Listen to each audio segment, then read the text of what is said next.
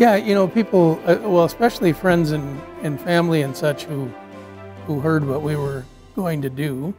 And we talked with many of them well in advance about this.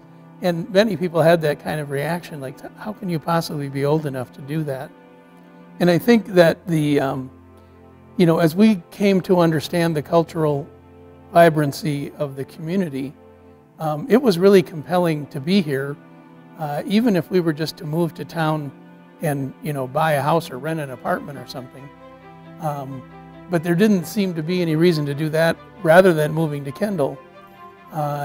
In terms of the long-term arrangements at Kendal, and you know, I think there is so much to do here. You know, we could keep ourselves endlessly busy. In fact, we are, and that was really what made it compelling, sort of regardless of age. We didn't ultimately. We originally were thinking, oh, maybe we'd do it in 5 years, or I guess I said 10, and it was 7, and it was 5, and you know, it started to line itself up that it was right that there was the opportunity to do it now, and we couldn't come up with a reason not to do it now, because it's where we wanted to be, and we couldn't figure out why would we wait. You know, I think another thing to consider is that the earlier you get to a place like Kendal, the quicker you start to make friends there and build a community and feel a part of a community and build a community of support when it comes to the time when you might need some help.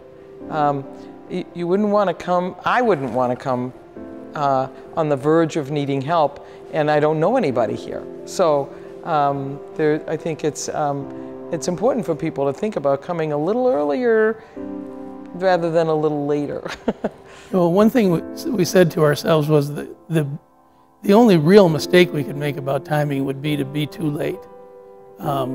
Where too late would be too late to be able to live here independently, which changes the whole dynamic of how, whether it's Kendal or anywhere else, you know, how your life is going to be is very different if your first step is to move into assisted living.